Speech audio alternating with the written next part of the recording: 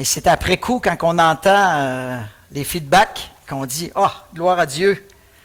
Merci Seigneur pour tout ce que tu fais dans la vie de nos proches. » Amen. Amen. Bon, je voulais revenir sur dimanche dernier. Dimanche dernier, c'était quoi? Eh oui, j'avais peur que vous l'oubliez déjà. On oublie vite, hein? Dimanche dernier, c'était Pâques. Et puis, on a pris le temps de réaliser que Jésus est ressuscité, il est vivant. Amen? Amen? Puis ça change tout, ça change tout. Mais dans mon excitation, dans mon énervement de Pâques, j'ai dit des choses qui n'étaient peut-être pas tout à fait justes. Puis je loue le Seigneur qu'il y a des croyants comme aberrés qui vérifient les Écritures. Ça, là, ça devrait être quelque chose qu'on s'exerce à faire. C'est pas parce que le pasteur dit quelque chose en avant que c'est nécessairement vrai. Validez toujours en fonction de ce que vous entendez versus les Écritures. Je vous remets dans le contexte. J'avais parlé que les disciples d'Emmaüs, les deux disciples d'Emmaüs, il y en a un qui s'appelle Cléopas, puis l'autre, on ne sait pas son nom, on dit qu'il était avec, mais on ne le nomme jamais. Ils ont été accompagnés par Jésus, vous vous rappelez, puis ils ont découvert Jésus par trois façons, dont la fraction du pain. C'est ça que j'ai dit comme dernière chose. Puis là, rappelez-vous, j'ai dit,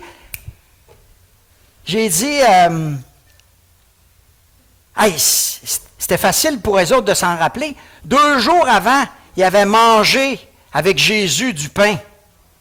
Est-ce que Cléopas a mangé du pain avec Jésus 2 jours avant? Non. Non. Mais j'ai dit ça. OK? Puis après ça, ce qui est intéressant dans l'histoire, tu peux te dire, bon, mais, OK, peut-être que Cléopas n'était pas là, mais l'autre, là, on ne sait pas son nom. Peut-être que c'était un de la gang. Donc, à la fraction du pain, Jésus, quand il a fait la fraction du pain, ils l'ont reconnu. Ça, c'est biblique. Mais le texte nous dit qu'ils ont retourné à Jérusalem, puis ont été retrouvés les... Non, les 11, parce qu'il y en a un qui n'est plus là. C'était peut-être toi le 12e, René, mais il y en avait 11. Donc, s'ils ont retourné voir les 11, il n'y en avait pas un des 11 qui était avec eux autres. OK? Écoutez, c'est important. C'est un détail. Vous pourriez me dire, c'est pas grave, Tony, c'est un détail. La vérité est importante. Est très importante. Parce que ce matin, ce qu'on va voir, c'est le diable, lui, après la résurrection, là, il veut mettre un doute. Puis même, rappelez-vous, les 2 disciples d'Emmaüs, ils ont dit, ils étaient convaincus probablement que Jésus était le Messie avant de partir. Puis là, après les événements, ils se disent, c'est vrai que cet homme-là, qu'on appelle Jésus, il a fait des miracles, il a fait plein de choses, mais on a cru pendant longtemps que c'est celui que Dieu avait envoyé. On peut prendre le temps de regarder. Luc, comment ils disent ça? Luc, chapitre 24, verset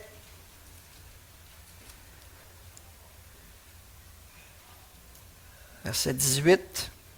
L'un d'eux, nommé Cléopas, lui répondit, « Es-tu le seul qui séjourne à Jérusalem et qui ne sache pas ce qui s'est produit ces jours-ci? » « Quoi? » leur dit-il. Ils lui répondirent, « Ce qui s'est produit au sujet de Jésus de Nazareth, qui était un prophète puissant. » Là, il est devenu un prophète puissant en œuvre et en parole devant Dieu. Jésus de Nazareth est devenu un prophète puissant en œuvre et en parole. Il n'est plus le Messie, le sauveur du monde, comme les disciples l'ont déclaré. Mais là, tout à coup, là on nous explique pourquoi, là. On continue. Et comment nos principaux sacrificateurs, nos chefs, l'ont livré pour être condamné à mort et l'ont crucifié. Nous espérions que ce serait lui qui délivrait Israël. Mais avec tout cela, voici la 3e jour que ces événements se sont produits, puis Ah, c'est vrai que quelques femmes l'ont entrevu, ou d'entre nous ont été fort étonnés. Ils se sont rendus de bon matin au tombeau, mais ils n'ont pas trouvé son corps. Ils sont venus dire que des anges leur avaient apparu, et ils ont déclaré qu'il était vivant. Quelques-uns de ceux qui étaient avec nous sont allés au tombeau et ont trouvé les choses comme les femmes l'avaient dit. Mais lui, on ne l'a pas vu. Donc, il y a un doute. Voyez-vous, ça ne prend pas grand-chose pour mettre le doute. Vous pourriez vous dire, écoute, si le pasteur s'est trompé là-dessus, il s'est peut-être trompé sur d'autres prédications puis d'autres fois. C'est ça le but du diable. Le but du diable, c'est semer le doute. Dans le jardin, ça a commencé avec le doute. Dieu a-t-il vraiment dit ça? Es-tu sûr de ce que tu avances, là?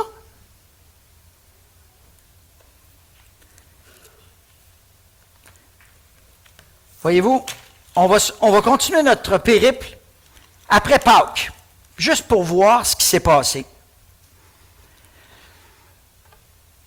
J'ai trouvé le texte que je cherchais tantôt.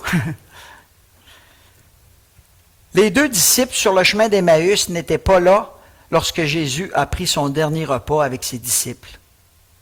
Cléopas n'était pas dans la chambre haute quelques jours auparavant, et son ami qui l'accompagnait non plus. Ça, on voit ça dans Luc, chapitre 24, verset 33. Donc, s'ils l'ont reconnu à la fraction du pain, c'est parce qu'ils ont vu quelque chose. Ils n'étaient pas dans la chambre haute, mais ils l'ont reconnu à la fraction du pain. De 2 choses l'une, soit que les disciples qui étaient dans la chambre haute leur ont raconté ce qui s'est passé, mais ça allait vite, là, hein, dans ce bout-là, là, les événements allaient vite. Mais c'est possible. Ou l'autre façon, c'est que quand il a fractionné le pain, ils ont vu des trous dans ses mains. Puis là, ils se sont dit, c'est le Seigneur. Il est donc ressuscité. Ça, c'est l'autre possibilité. Souvent, les commentaires penchent plus sur cette interprétation-là que l'autre, que la première. Mais peu importe, ils l'ont reconnu à la fraction du pain. Ça reste vrai. Donc, moi, je veux juste vous faire remarquer que les détails sont importants dans tout. Et puis quand on nuance, puis on dit quelque chose de différent, mais ce n'est pas tout à fait la vérité, le doute entre. Puis c'est vraiment comme ça que l'ennemi, il nous attaque. Matthieu, chapitre 28, versets 11 à 15. Pendant qu'ils étaient en chemin, quelques hommes de la garde entrèrent dans la ville et annoncèrent aux principaux sacrificateurs tout ce qui était arrivé. Ceux-ci, après s'être assemblés avec les anciens et avoir tenu conseil, donnèrent aux soldats une assez forte somme d'argent et ajoutaient « Dites, ces disciples sont venus de nuit le dérober pendant que nous dormions. Et si le gouverneur l'apprend, nous userons de persuasion et nous vous tirerons d'ennui. » Et ils se mettaient dans le trouble, hein? Mentez, parce qu'on ne peut pas accepter ou laisser véhiculer que Jésus est ressuscité. Donc, mettons un mensonge, quelque chose, un doute. Les soldats prirent l'argent et ils exécutèrent les instructions qui leur avaient été données. Et ce bruit s'est colporté parmi les Juifs jusqu'à ce jour. Le jeu de l'ennemi, mettre le doute. Jésus, après qu'il est ressuscité, la chose la plus importante pour lui, c'est que ses disciples soient convaincus qu'il est ressuscité. Tout part de là, hein? S'il est ressuscité ou s'il n'est pas ressuscité. Donc, lui, là, il va rester, à partir du moment qu'il va être ressuscité, il va rester 40 jours sur terre. Il va rester 40 jours sur terre, puis il va se faire voir. Puis il va enseigner ceux qui sont autour de lui sur la vérité. Il va se faire voir à qui? À ses disciples. Ses disciples doivent être convaincus que Jésus est ressuscité. Êtes-vous convaincus que Jésus est ressuscité? Il faut que vous le soyez, parce que vous ne convaincrez jamais le monde qui est ressuscité si vous ne l'êtes pas. Puis il faut que vous soyez sûr qu'il est ressuscité. C'est pas juste que moi je veux dire ça de même. La parole dit ça. Je crois ça. C'est crucial que Jésus soit pour ses disciples celui qui est ressuscité. Il va rester 40 jours pour ça, pour cela. Puis là on arrive dans Acte 1. Verset 3. C'est à eux aussi qu'après plusieurs preuves, il se présenta vivant après avoir souffert et leur apparut pendant 40 jours en parlant de ce qui concerne le royaume de Dieu. Pendant 40 jours, Jésus va leur apparaître régulièrement pour leur montrer qu'il est vraiment ressuscité.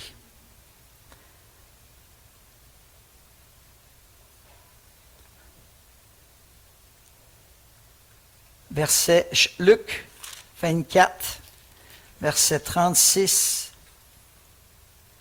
à 48, tout de suite après les disciples d'Emmaüs, tandis qu'il parlait de la sorte, lui-même se présenta au milieu d'eux et il se dit, « Que la paix soit avec vous, soyez saisis de frayeur et de crainte. » Ils pensaient voir un esprit, mais il leur dit, « Pourquoi êtes-vous troublés? Pourquoi ces raisonnements s'élèvent-ils dans vos cœurs? Voyez mes mains, voyez mes pieds, c'est moi, touchez-moi. »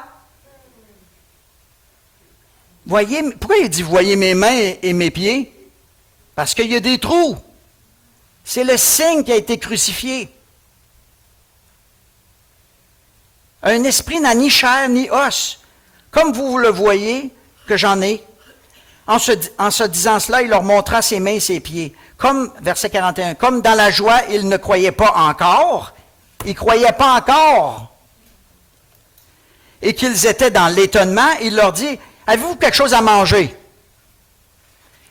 Ils présentèrent un morceau de poisson grillé. Il le prit et le mangea devant eux. Puis il leur dit, c'est là ce que je vous disais lorsque j'étais encore avec vous, qu'il fallait que s'accomplisse tout ce qui est écrit de moi dans la loi de Moïse, dans les prophètes et dans les psaumes. Verset 45, alors il leur ouvrit l'intelligence pour comprendre les Écritures.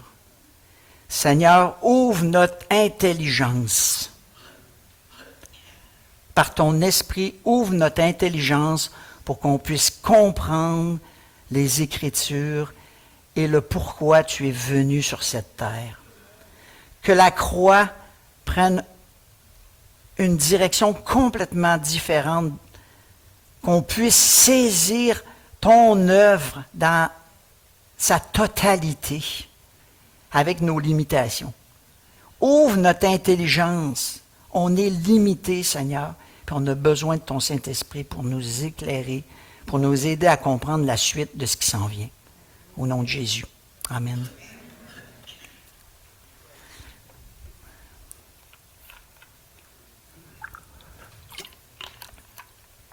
Une autre preuve que Jésus s'est montré,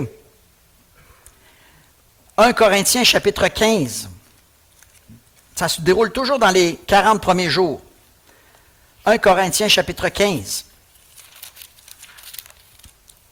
C'est les disciples qui racontent ça, puis ils disent, verset 6,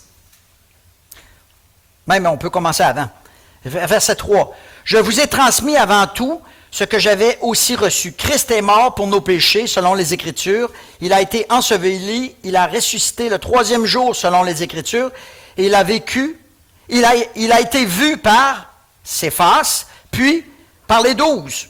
Et ensuite, il a été vu par plus de 500 frères à la fois, dont la plupart sont encore vivants à ce moment-là quand il écrit. Il s'est fait voir à 500 personnes en même temps qui ont dit, « Mais c'est Jésus, ça! »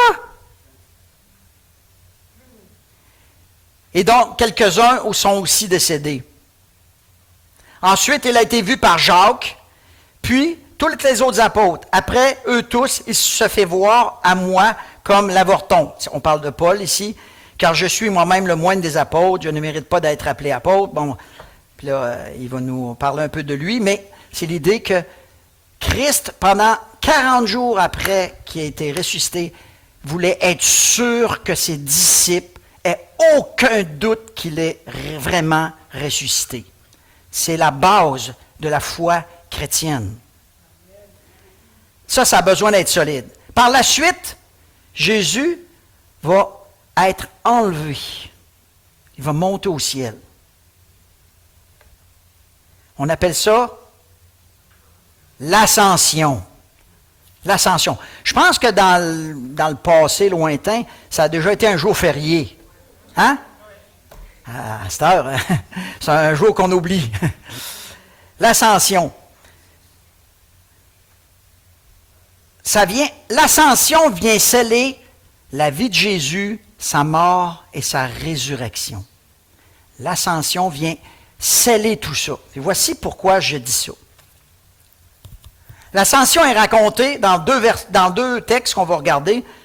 Un court texte dans Luc, chapitre 24, versets 50 à 53. Il y a 3 versets. Ça dit, il les amena jusque vers Béthanie, on parle de Jésus, puis il leva les mains et les bénit. Pendant qu'il les bénissait, il se sépara d'eux et fut enlevé au ciel. Pour eux, après l'avoir adoré, ils retournèrent à Jérusalem avec une grande joie. Ils étaient continuellement dans le temple et bénissaient Dieu. Ça, c'est le premier texte qu'on regarde. Le deuxième texte, gardez votre doigt là, dans Actes des Apôtres, chapitre 1, versets 9 à 14.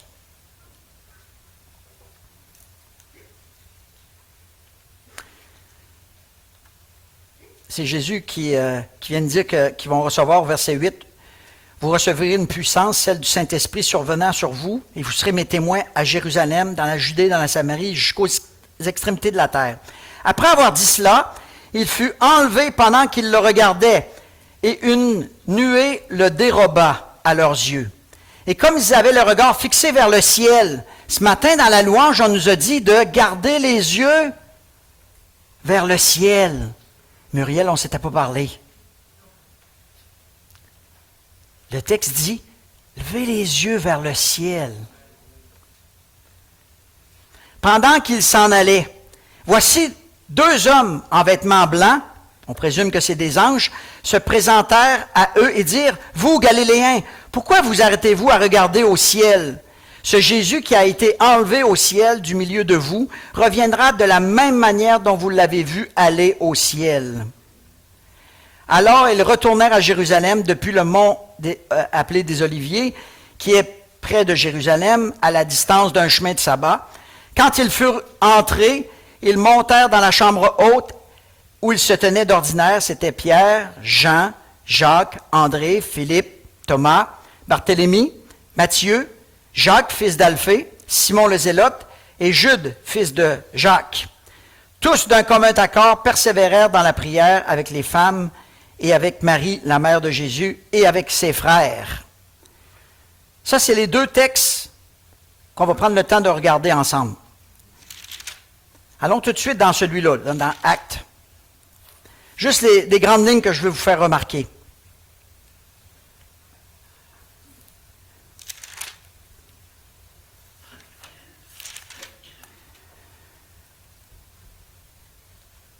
Quand Jésus quitte la terre pour s'en aller en haut, il marque la fin de son ministère terrestre.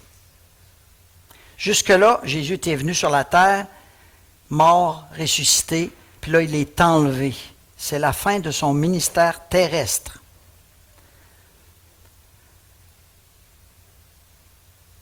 Le texte nous parle de sa seconde venue. Vous allez le voir revenir de la même manière qu'il a été enlevé. Est-ce qu'on s'attend à voir Jésus qui va revenir d'une façon invisible, avec des ailes? Je ne sais pas, moi, toute notre imagination, là. Ils disent, relisez Actes, là, la façon qu'ils l'ont vu partir, ils vont le voir de la même manière. Avec un corps. Jésus est enlevé avec un corps. Puis il va contre la nature de la loi de la gravité. Il se met à lever dans les airs. Tout seul, là. Il n'y a rien qui le propulse.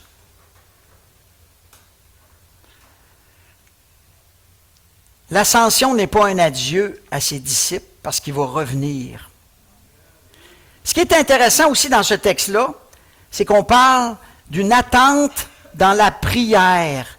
Les disciples, après avoir vu ça, qu'est-ce qu'ils ont fait? Ils sont en allés dans la chambre haute. Jésus venait juste de leur dire, attendez maintenant le Consolateur, l'Esprit de vérité qui s'en vient. Ils s'en vont dans la chambre haute, puis ils attendent dans la prière l'accomplissement des promesses de Dieu.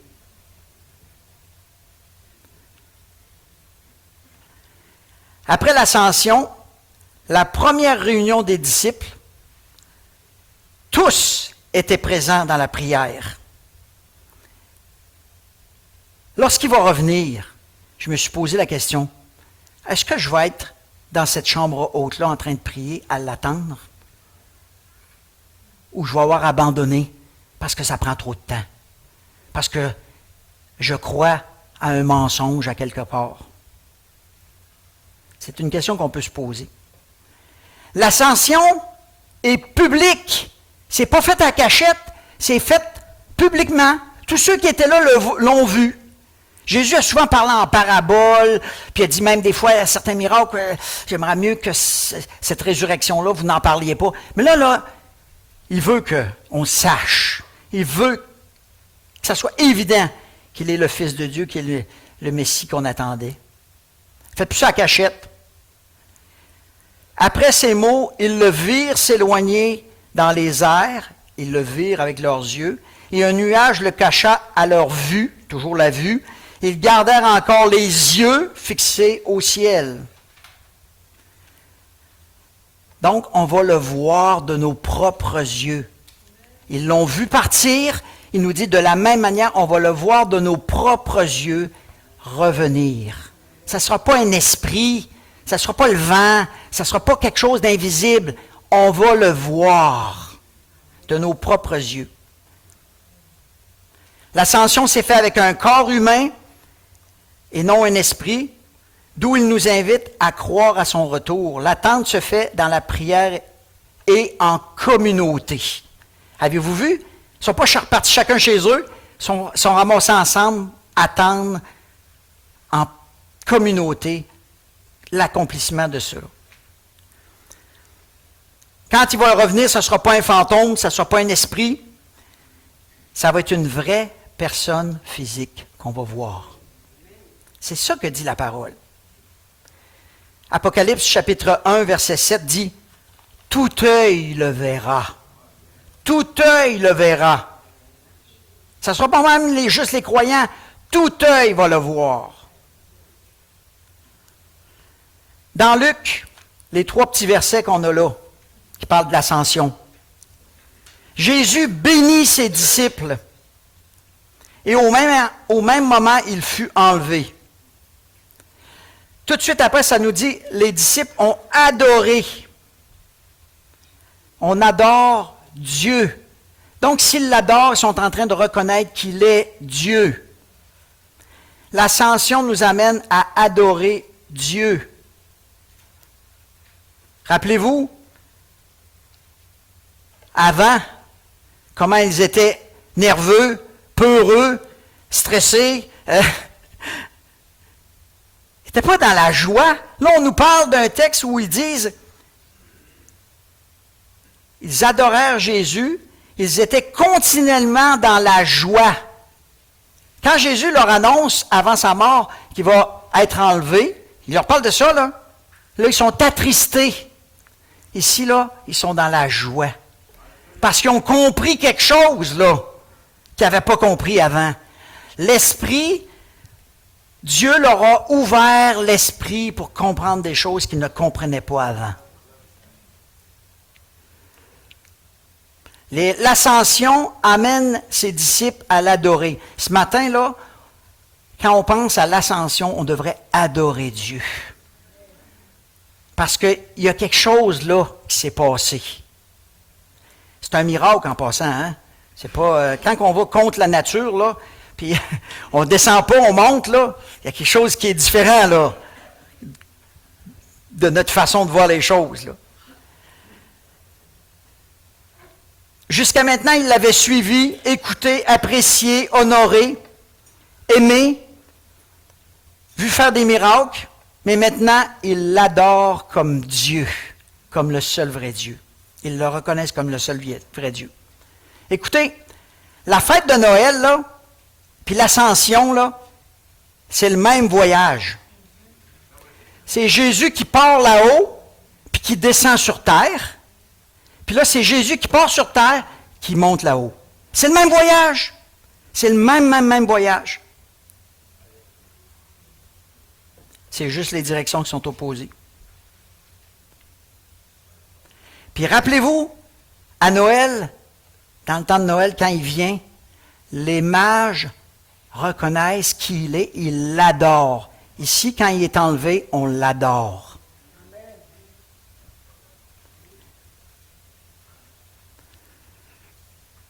Si la résurrection déclare qu'il vit pour toujours, l'ascension déclare qu'il règne pour toujours. Il fait plus que vivre, il règne pour toujours. Essayons de comprendre maintenant ce qui s'est passé quand Jésus est parti de sur terre puis est monté. Qu'est-ce qui s'est passé là? Pourquoi c'était important, cet événement-là? Hébreux chapitre 9. C'est expliqué à travers Hébreux chapitre 9.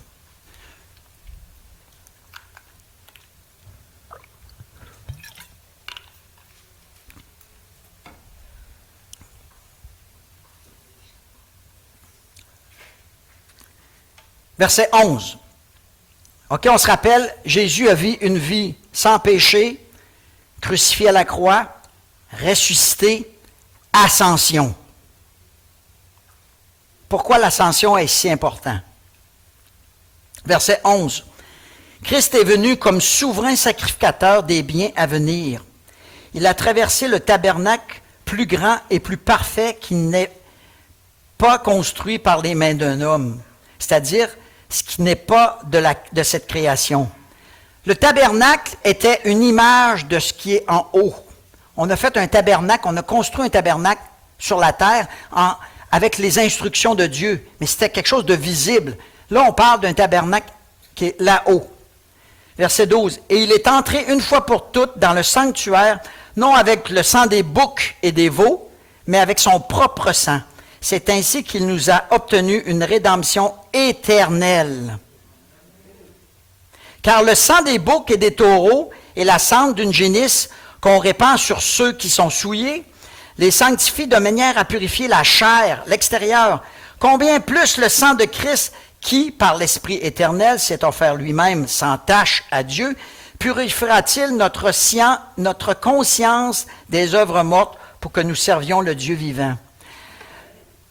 Le sacrifice est accompli, mais pour que tout soit accepté par Dieu, il fallait que Christ monte dans la sanctuaire de Dieu, dans la présence de Dieu, et il présente son offrande, son sacrifice, son sang. Puis tout se décidait là. Si Dieu accepte, puis il lui dit, viens t'asseoir à ma droite, qu'au nom de Jésus, tout genou fléchisse, et confesse que Jésus-Christ est Seigneur, bien, c'est scellé. Notre salut est scellé, c'est confirmé par celui qui décide, c'est Dieu. C'est ça l'ascension. Jésus avait tout accompli, il restait juste à aller devant le Père pour faire valider, mettre le sceau, accepter. Tétélestai, qu'appelle, ils disent dans un autre langage. Donc, il est entré dans le sanctuaire, le ciel, où Dieu réside, dans la présence de Dieu. Il a fait ça au moment de l'ascension. Verset 24. « Car Christ n'est pas entré dans un sanctuaire fait de la main d'un homme, imitation du véritable, mais dans le ciel même, afin de présenter maintenant pour nous de se présenter pour nous devant la face de Dieu. Il n'est pas entré afin de s'offrir plusieurs fois comme les souverains sacrificateurs le faisaient à chaque année. Car alors le Christ aurait dû souffrir plusieurs fois depuis la fondation du monde. Mais maintenant, à la fin des siècles, à la fin des temps, là où nous sommes, il est apparu une seule fois pour abolir le péché par son sacrifice. Et comme il est réservé aux hommes de mourir une seule fois, après quoi vient le jugement, de même aussi le Christ qui s'est offert une seule fois pour porter les péchés d'un grand nombre apparaît une seconde fois sans qu'il soit question du péché pour son retour. La prochaine fois qu'il vient, c'est pour son retour. C'est plus pour régler le péché. Le péché est déjà réglé. La première fois, l'ascension règle ça.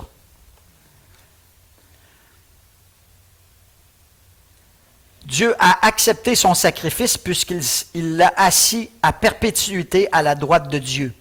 On lit ça dans Hébreux chapitre 10, verset 12. Mais lui, après avoir présenté une seule sacrifice pour les péchés, s'est assis à la perpétuité à la droite de Dieu. Verset 14. Car par une seule offrande, il a rendu parfait à perpétuité ceux qui sont sanctifiés, ceux qui ont cru en son sacrifice. À perpétuité.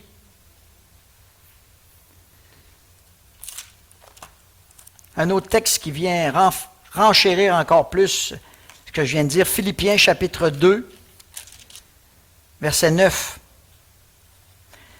C'est pourquoi aussi Dieu l'a souverainement élevé et lui a donné un nom qui est au-dessus de tout nom, afin qu'au nom de Jésus, tout genou fléchisse dans les cieux, sur la terre, sous la terre, et que toute langue confesse que Jésus-Christ est Seigneur à la gloire de Dieu le Père. Si Dieu n'a pas accepté son sacrifice, là, mais il ne peut pas dire ça. Donc, l'ascension, là, il vient sceller sa vie, sa mort et sa résurrection pour faire valider notre salut. Mais Jésus, mais ce n'était pas complet. Il manquait encore quelque chose. Parce que Jésus, il a promis quelque chose. Il a-tu promis quelque chose, Jésus, avant de s'en aller? Il a même dit qu'il était avantageux qu'il s'en aille. Il avait promis le Saint-Esprit. Mais là, jusqu'à maintenant, il n'y a pas de Saint-Esprit, là. Hein? Puis là, ça fait 40 jours depuis Pâques. Puis au 50e jour, 10 jours plus tard, la Pentecôte. Le Saint-Esprit est envoyé par Dieu sur les hommes. Puis tantôt, on disait qu'on a besoin d'ouvrir notre intelligence, notre entendement. Le Saint-Esprit va venir faire ça pour nous aider à comprendre l'œuvre de Dieu, l'œuvre de Jésus-Christ pour nous à la croix. Jean chapitre 16, verset 7. Jean 16, 7, pour ceux qui prennent des notes, ça dit « Cependant, je vous dis la vérité, il est avantageux pour vous que je parte, car si je ne pars pas, le Consolateur ne viendra pas vers vous, mais si je m'en vais, je vous l'enverrai. » Il était nécessaire que Jésus s'en aille pour que le Consolateur vienne. Ça s'est scellé. Donc, l'ascension aussi, puis la Pentecôte, c'est interrelié. L'ascension puis la Pentecôte, c'est interrelié. L'ascension est incomplète s'il n'y a pas de Pentecôte, puis la Pentecôte n'est pas possible s'il n'y a pas l'ascension. Ils sont ensemble. 10 jours séparent ces deux événements. Avant, le Saint-Esprit agissait sur des personnes, avec des personnes. Maintenant, il agit dans des personnes, des croyants. Il vient habiter à l'intérieur. Ce qui n'était pas là avant. C'était ceux qui étaient loin, les rois, des prophètes, des gens qu'on avait loin pour recevoir l'Esprit. Là, l'Esprit, là, ils habitent dans le croyant. L'ascension permet cet événement-là pour nous aujourd'hui.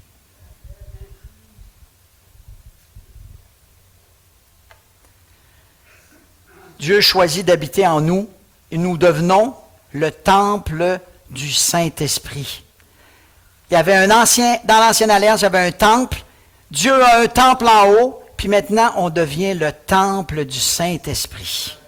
Sur terre. Sur terre. C'est quelque chose. C'est quelque chose, hein?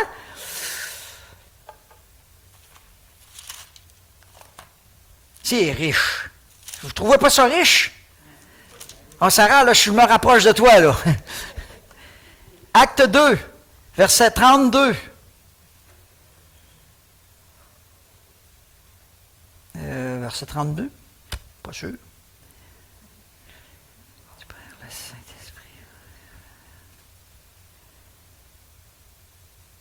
36. Ah, 32. Non, 32. Ce Jésus, Dieu l'a ressuscité, et nous en sommes tous témoins. C'est les disciples qui disent ça, les peureux là, qui étaient là avant, là, remplis de l'esprit, là, regardez ce qu'ils disent. Élevé par la droite de Dieu, il a reçu du Père, on parle de Jésus, l'Esprit Saint qui avait été promis.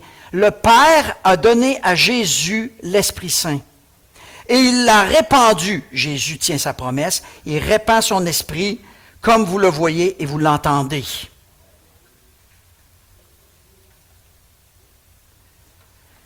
Qu'est-ce que l'ascension?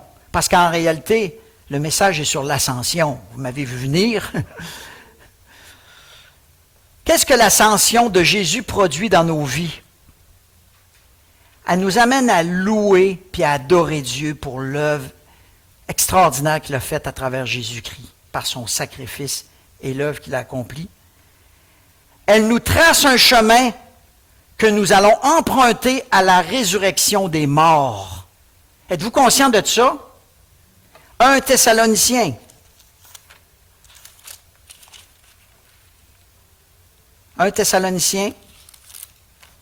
Chapitre 4, verset 15.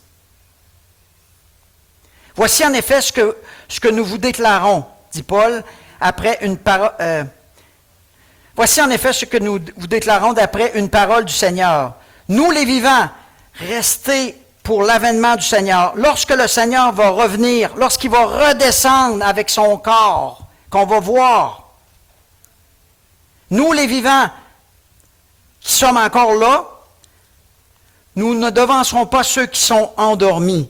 Car le Seigneur lui-même a un signal donné à la voix d'un archange, au son d'une trompette de Dieu, descendra du ciel, et les morts en Christ ressusciteront en premier lieu.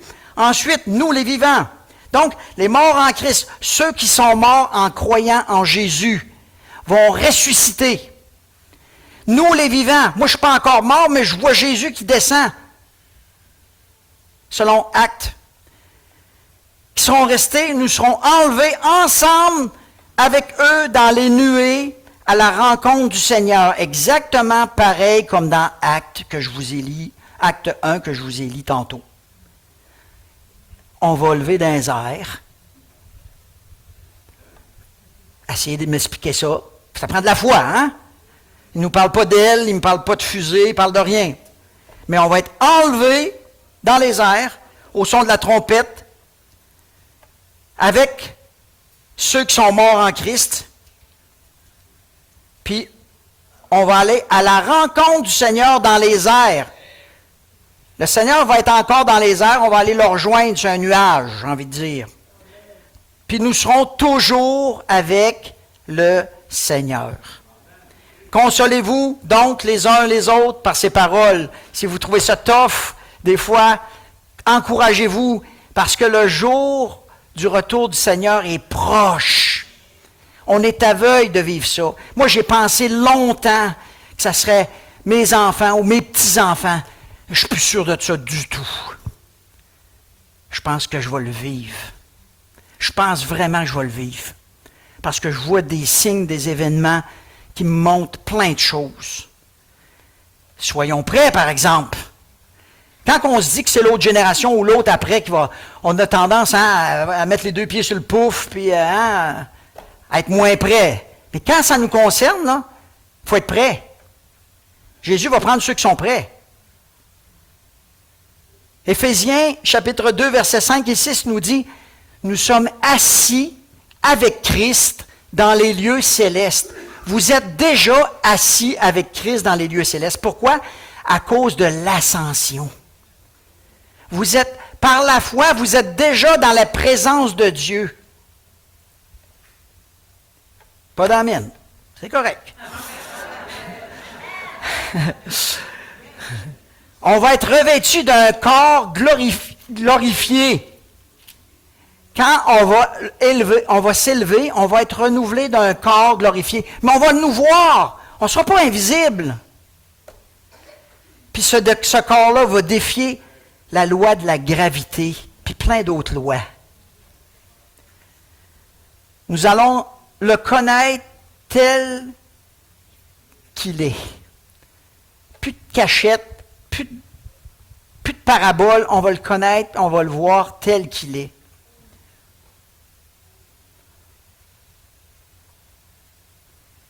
Il va venir nous chercher, mais d'ici là, il nous dit qu'il nous prépare une place. Moi, je m'attends à quelque chose d'extraordinaire. Il me dit qu'il allait préparer une place, il est fidèle, il va revenir me chercher. Je m'attends à avoir un beau 8,5, 10,5, 12,5, je ne sais pas quoi, mais je m'attends à avoir une belle place. Je m'attends à une belle place. Peut-être pas assis à la droite de lui, là, parce qu'il y a Jésus qui est déjà là.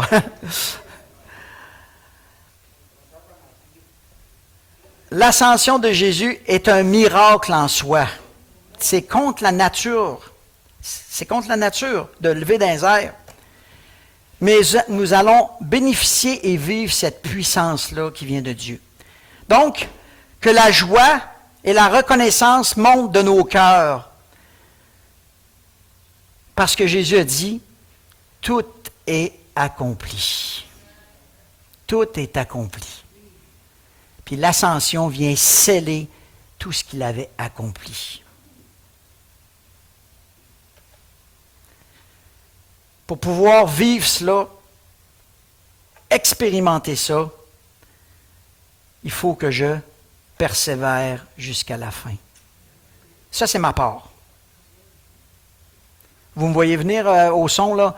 Il faudrait qu'on prépare le chant.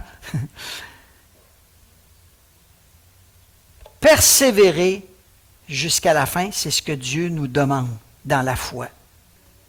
Mais il va venir nous chercher, par exemple. Soyez sûrs qu'il est fidèle et il tient ses promesses. Attention aux mensonges. Vérifiez les Écritures. Vérifiez ce qu'on vous dit. Prenez pas pour du cash n'importe qui, n'importe quoi. Vérifiez ce qu'on vous dit. Muriel, à la fin de compte, le plan de match a changé.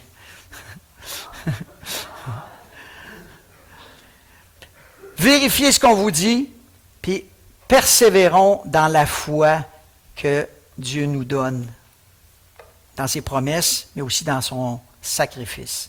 Je vais terminer en priant, puis on va écouter un chant pour conclure le message. Seigneur, merci. Merci pour l'œuvre complète que tu as accomplie. Merci pour ces 40 jours après ta résurrection, parce que tu voulais être convaincu que tes disciples allaient croire que tu étais vraiment ressuscité. Puis l'ennemi a tout fait pour nous faire douter. Mais aujourd'hui, plus de 2000 ans plus tard, on peut déclarer, Seigneur, devant témoins, devant les esprits, devant toi, Seigneur, que nous croyons à ta résurrection. Nous croyons, Seigneur, que tu vas venir nous chercher à ton retour, à ton second retour. Et merci pour toutes les promesses qui nous donnent plein d'espoir et qui nous aident à persévérer. Amen. On va écouter le chant.